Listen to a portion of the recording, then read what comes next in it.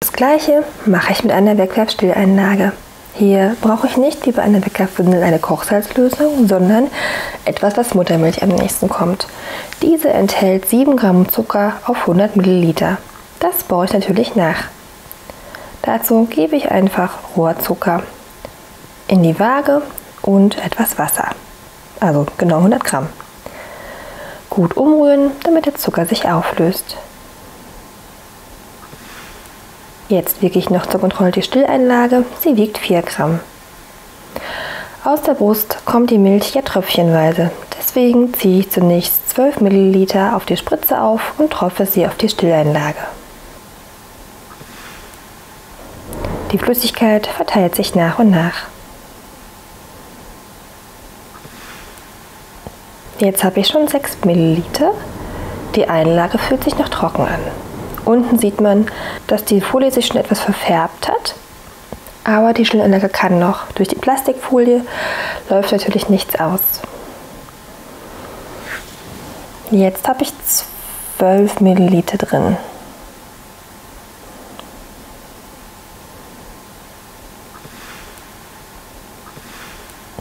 Und wenn ich drücke, kommen die Kügelchen vom Superabsorber aus der Stillanlage raus.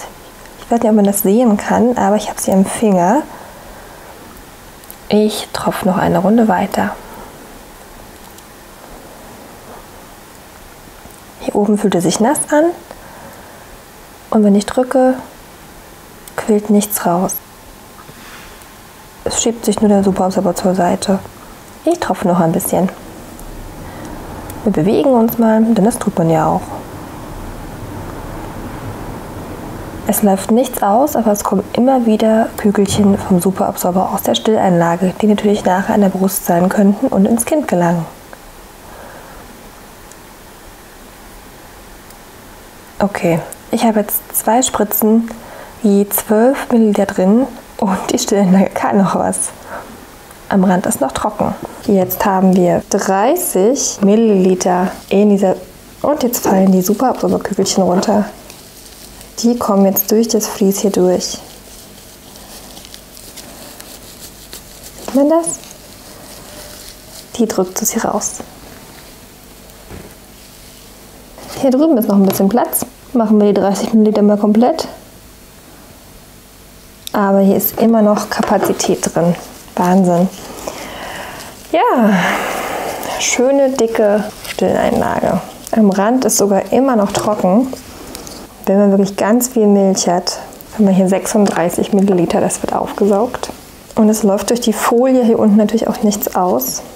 Aber jetzt fühlt es sich auch ordentlich nass an, aber es bleibt alles hier drin.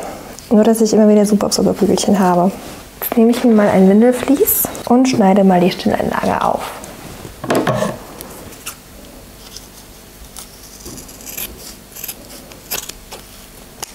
Auch hier wieder wie bei der Weckerwindel. Unten die Plastikfolie, oben ein Vlies und Zellstoff und in der Mitte die Kammer mit dem Superabsorber. Ne, das kommt uns doch bekannt vor. Das ist das gleiche Zeug wie in den Weckerwindeln. Nur, dass es durch den braunen Zucker natürlich jetzt etwas braun gefärbt ist. Zur Kontrolle wiege ich auch nochmal die aufgeschnittene Einlage.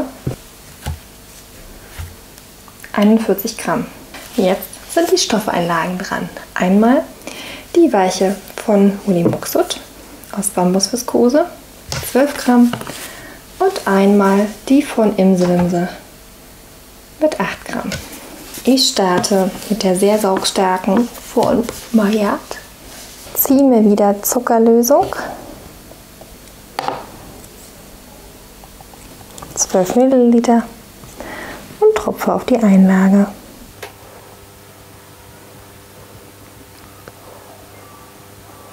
Diese Stillanlage verfügt über eine Polyurethanbeschichtung, sodass unten nichts nass wird.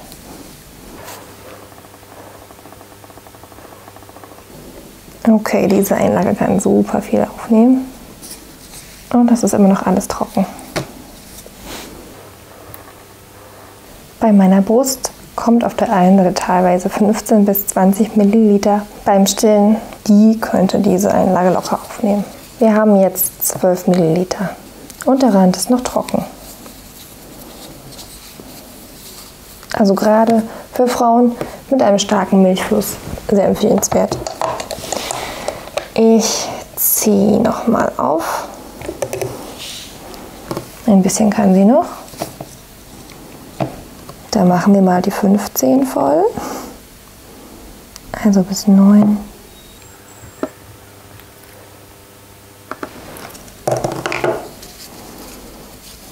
Jetzt fühlt sich die Einlage wirklich nass an. Und am Rande wäre noch Platz. Natürlich sind die Einlagen auch so in der Brust. Und es würde alles nach außen, nach unten laufen wegen der Schwerkraft.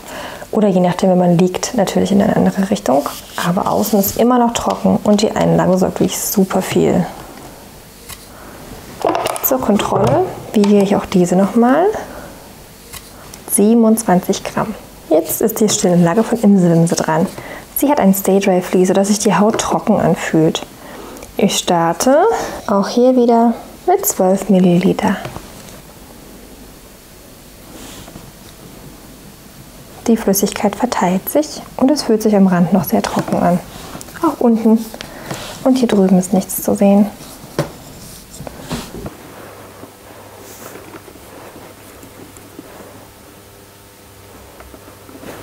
Wir machen auch hier die 15 zum Vergleich.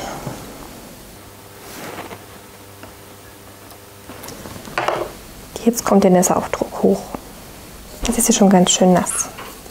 Bei der Imse-Wimse zieht sich langsam die Nässe über die Nähte. Die Molimoxo ist immer noch trocken an den Nähten.